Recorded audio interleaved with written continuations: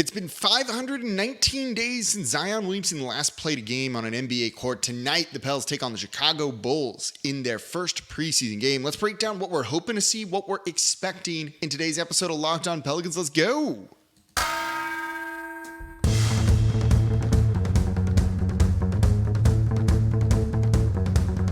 You are Locked On Pelicans, your daily New Orleans Pelicans podcast, part of the Locked On Podcast Network.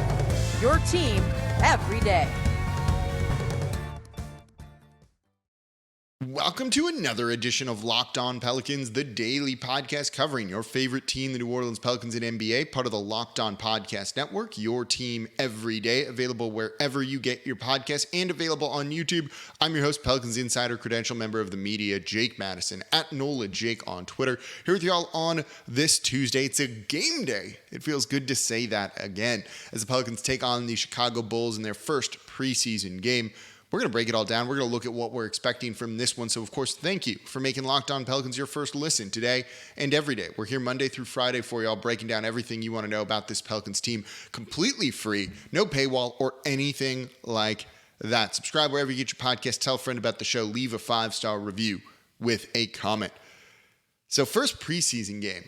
First game for Zion since May 4th, 2021.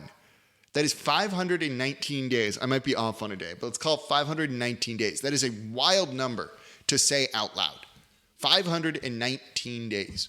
So the expectations for him are going to be not high, right? That is a long time to go without playing real basketball at real speed. And we've heard he looks really good in training camp. He has dominated training camp, right? He said in media day, he's jumping higher. He's running faster. He feels fully healthy, fully good to go. But we still need to keep some real expectations here. Again, he has not played an NBA game in 519 days. That's closer to 2 years than not 2 years. I think maybe my math's off on that, but it feels like that at this point. That's a long time. Game speed is different, right? They call it game shape for a reason. So I do have some things I want to see from him, but I'm not necessarily, it'd be nice if we got it, expecting to see 2021 Zion Williamson. I think we'll see that eventually, and I think we'll see an even better version of that. So what do you want to see from him in this game tonight? What are the expectations? One of the things we heard during the scrimmages is that Zion is playing very physical. He is throwing guys around. He's manhandling them. He's playing a bruising style and just getting to where he wants to be. Show me that in an NBA game against guys that aren't your teammates. I think that is a big thing. I think if he can go out there and physically dominate a game, remember his rookie year when they played the Utah Jazz and he went against Rudy Gobert and going to the rim, Gobert tried to challenge him.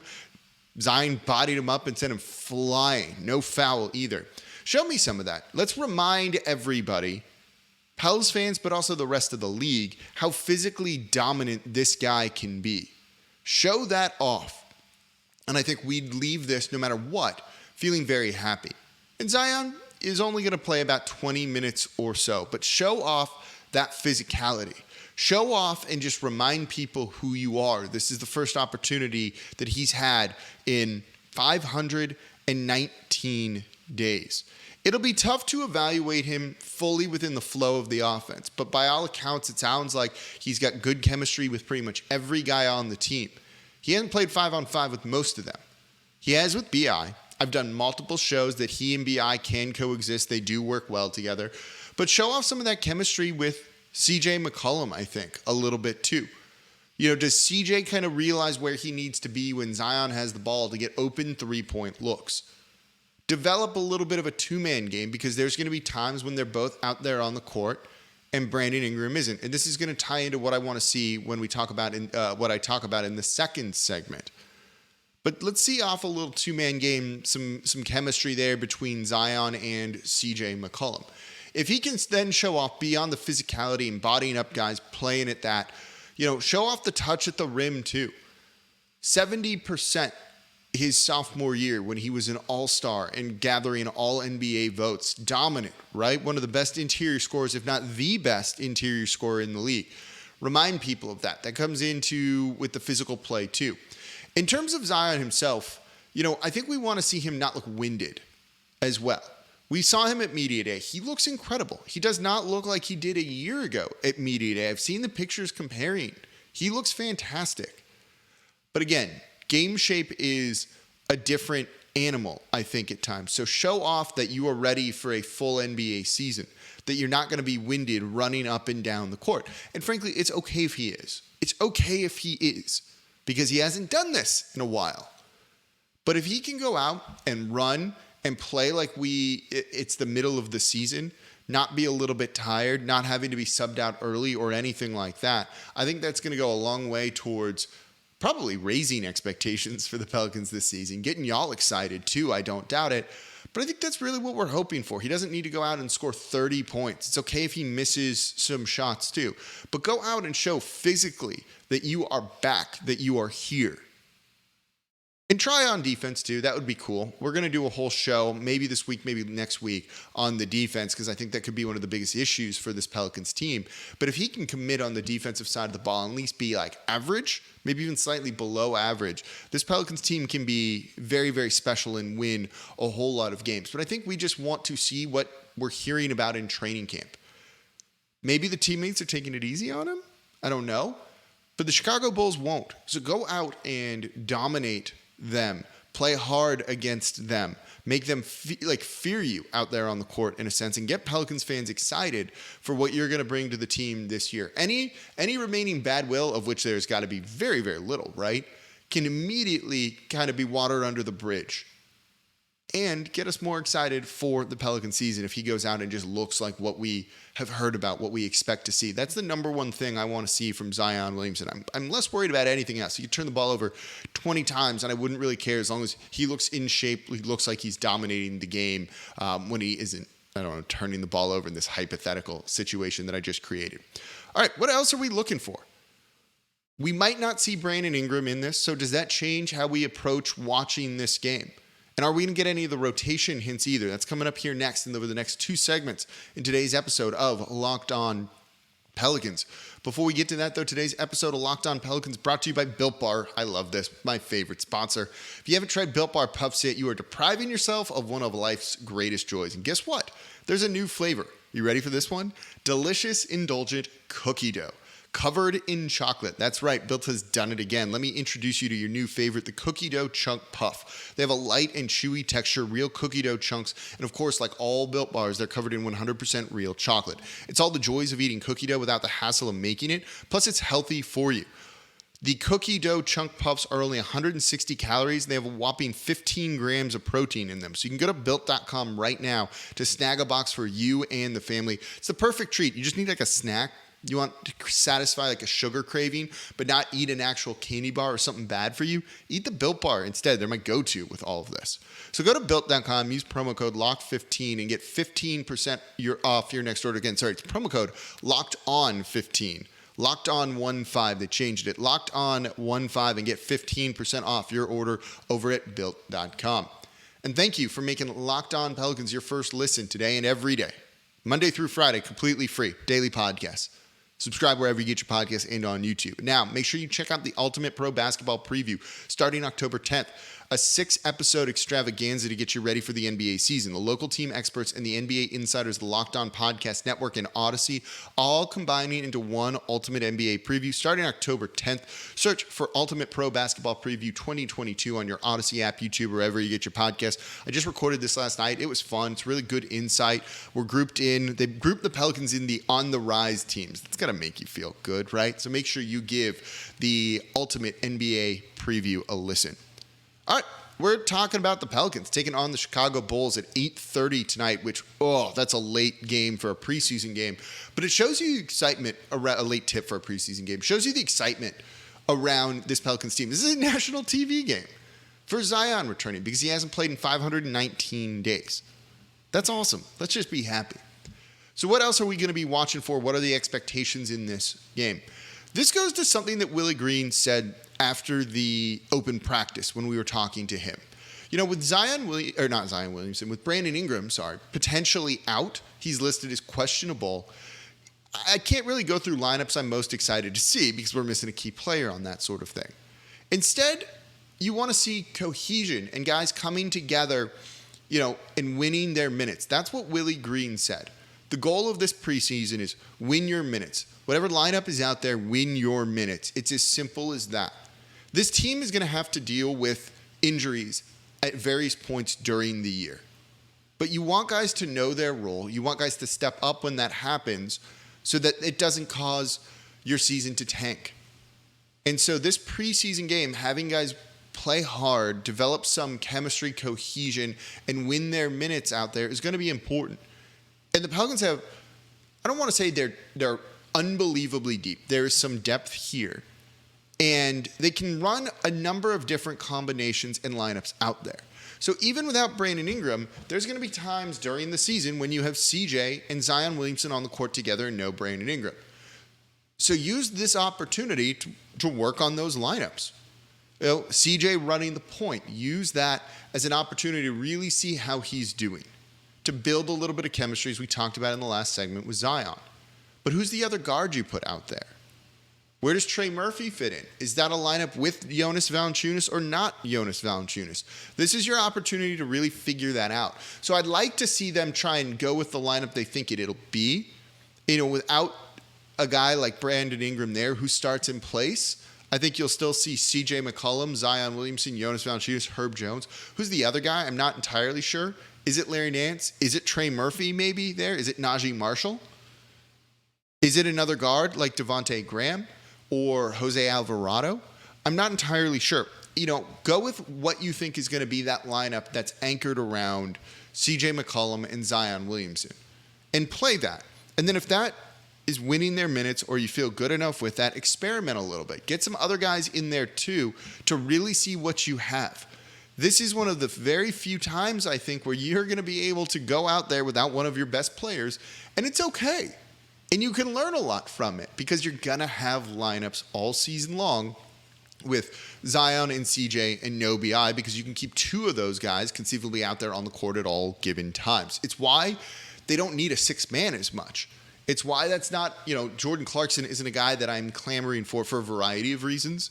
But they don't need someone like that when you have some of the other talent here and the lineup combinations that you can run. So I want to see them build off of that a little bit, I think. And then I want to see guys rise to play with Zion Williamson, with CJ McCollum, because if you can fit in well with those guys and play off of those guys and enhance those guys and make their life easier, you're going to get minutes on this team. You're going to play. You're going to play if that is the case. So I want to see that from this Pelicans roster. I want to see Willie Green experimenting a little bit, doing that while he can, because by all accounts, it feels like this team is ahead of where they were at this point last year. They're ahead of where they were with CJ McCollum coming in, in the middle of the season, tail end of the season, not knowing the plays. He knows this. I feel confident about that in the regular season.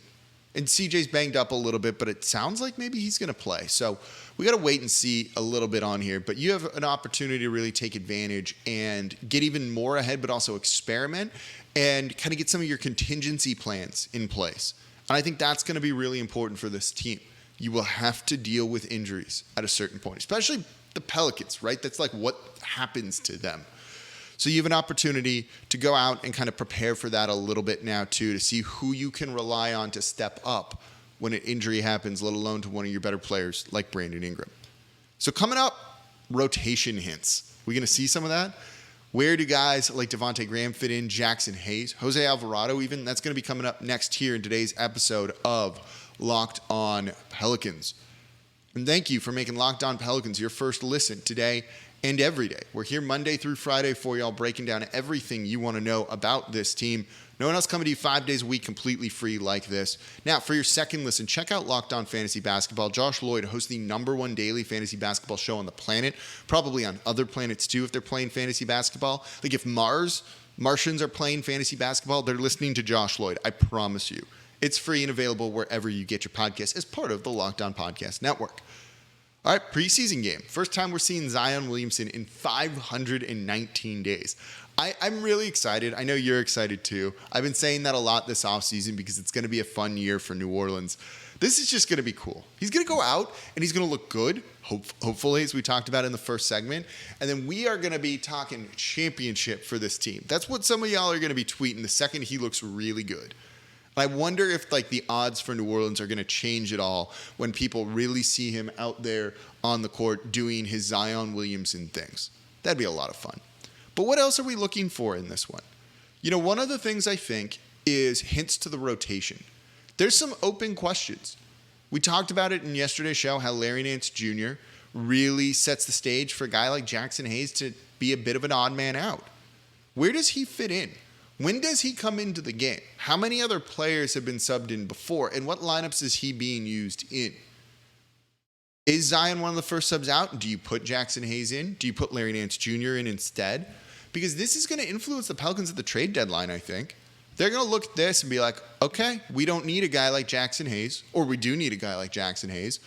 And it's going to influence what this roster might look like at the end of the season. You know, where does a guy like Devontae Graham fit in? I don't think there's a ton of guard depth here. You have CJ, you have Jose Alvarado. We'll touch on him in a second. You have Devontae Graham. You know, there's probably someone I'm missing in the moment here, but there's not a ton of that. And if Devontae Graham can hit some shots, how does he fit in? If he's a guy that can come in, not need to do a whole lot, and just play... Oh, Dyson Daniels, too. That's the other guy, I guess. And that's one we should mention, too, in a second here. How does, Devontae Graham fit in? How do they use him? Is it just purely as a spot-up three-point shooter with Zion? And if he's hitting shots, do you have to keep him out there? Same for Dyson Daniels. Can he earn a spot in preseason? They're going to play him, and everyone is raving about him. Everyone thinks he's going to be in the rotation by the middle of the season. Well, that means someone falls out. Is he a guard? Is he a wing? I think he's going to be playing guard more than wing for this team. But we'll start to get kind of an idea of that in this game tonight. And what about Jose Alvarado? We all love him, and I love Jose. But I will say, in the postseason against the Phoenix Suns, in the half court, he struggled defensively. He did. Great in half court, picking up Chris Paul, annoying Chris Paul, helping the Pelicans get wins and keep this competitive season. But in the half court, notice Chris Paul was nearly perfect, and he was defending Chris Paul in that closeout game 6. So how does he fit in? What are the amount of minutes that he is going to play? Is it going to be similar to what he was playing in the postseason, or is that going to be scaled back a little bit and they feel they have maybe some of the depth here that they need? I'm curious about that. I'm curious about what his role will be. It should conceivably be really strong. He played about 19 and a half minutes in the postseason. Is he going to play more or less than that? Let me know in the comments down below on YouTube. We did this for Jackson Hayes. 20 minutes over under for him. 20 minutes over under for Jose Alvarado in games during the regular season. I'm not sure, to be perfectly honest. He's shooting really well, though, in training camp. And if he can continue that, he's going to be out there on the court, that's for sure. But Dyson Daniels wants somebody's minutes. And it's Devontae Graham or Jose Alvarado's for the most part. And they really need the size of a guy like Dyson Daniels with a fairly undersized backcourt otherwise. But where do these guys fit in? Where's a guy like Najee Marshall fit in? Is he on the wing? Does he come in before or after Trey Murphy? We've seen Willie Green at times like him. We've seen at times, maybe not so much. Is it a guy like Trey Murphy? How quickly do they get someone like Trey Murphy in? All of those things I think are kind of interesting to watch in this game, that you really might start to get hints of what the regular season rotation will be. Even without BI in the lineup, that would be a lot easier and nicer to see that. It just means more minutes for other guys, though. And maybe that'll skew it a little bit. Maybe you see more Najee Marshall minutes because of a situation like that. We'll see. I'm excited to watch this and start to analyze some real basketball. It's been a minute since we've been able to do it. Might be preseason. I don't care. It's going to be a lot of fun. So we're going to be back here tomorrow, breaking it down, recapping the game, giving you my insight on what I saw in this one. The Pelicans' first preseason game, Zion's first game in 519 days. And as always, I'm your host, Jake Madison, at NOLA Jake on Twitter. And I'll be back with you all tomorrow.